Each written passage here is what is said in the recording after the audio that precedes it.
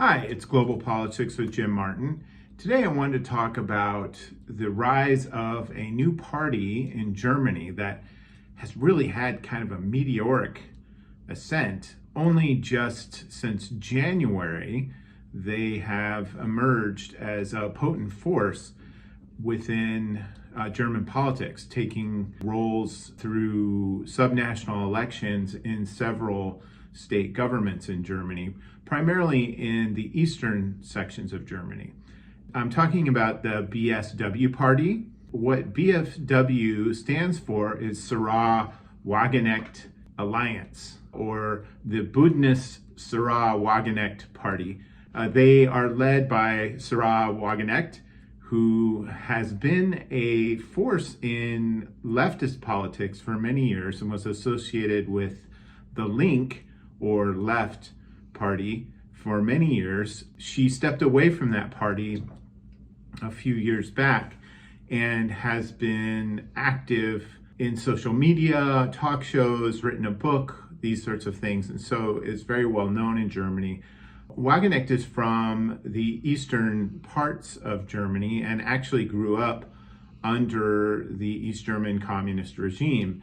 She went to school there. She actually joined the Communist Party of East Germany a few years before the fall of communism. Started college and then finished college writing a thesis on Marxism, then got a master's degree in microeconomics and has been active politically ever since. She was a member of that Die Linke party from 2009 until 2023, when she left to form her new party.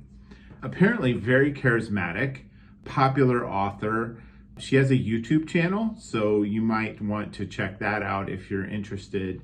BSW as a party has a strange combination of hard right and hard left sorts of approaches, and that's not particularly common in Germany. Pro-worker, very nationalist, very conservative socially, but very pro-welfare state ideas, against the provision of weapons to Ukraine, is doing well in Eastern Germany. And I've got up a map. The context of that is when communism collapsed, East Germany and West Germany, within a few years, united. The entire region became just Germany. However, East Germany was destitute economically speaking. And of course, there were just many things that needed to be changed to integrate East Germany into West Germany. The German government spent billions and billions of dollars in attempting to do this. Yet inequities and problems remain, and there's actually some bias against East Germans in Western German regions of the country. So these things haven't changed. Another thing is demographically, East Germany has kind of emptied out. In fact, substantial numbers of young people have simply, over the decades, have left and moved west or to other locations in the EU, seeking employment opportunities and such. That's kind of the context from which Sahra Wagenknecht emerged. Currently, she sees the German left, the Social Democratic Party and Die Linke, as just out of touch with regular working people. She's for unions, pay, benefits are important. Identity politics, she's very much against that. Very anti-NATO, anti-EU, anti-American, wants Germany to create its own identity independent of the United States and NATO, sees the United States as sort of an imperial power which has dominated Germany. She wants to expand those social safety nets, increase taxes on the wealthy, things of this nature. And economically, she wants to restore the economy to its industrial heyday in the 90s and early 2000s, which is kind of interesting given that those were all very right-leaning, conservative, neoliberal, globalization-oriented policies. You know, she doesn't express a lot of ideas that resonate with in terms of industrial policy and economic policy with communism. She doesn't want to control or direct things, but some sort of managed Marxism. I couldn't quite get a real sense of that, but she's very much against climate policies, seeing those as unattainable and as increasing costs for the working class. And finally, very much against immigration and refugees and all of these sorts of things.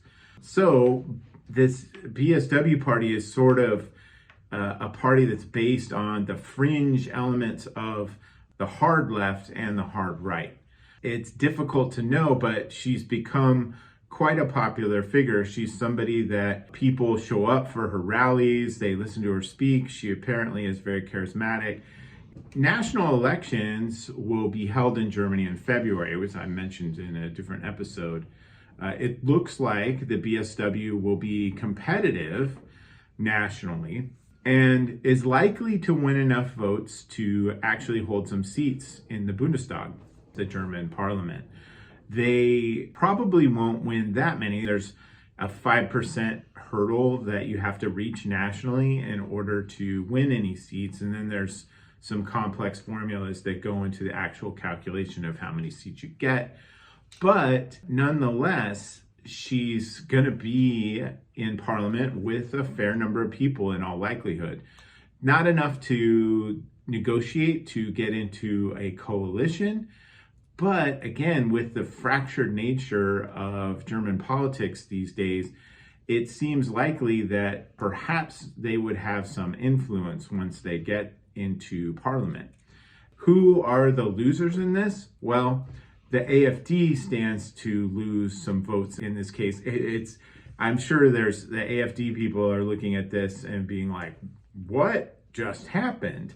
They've been slowly and methodically building their party for some time, and everyone has refused to be in coalition with them.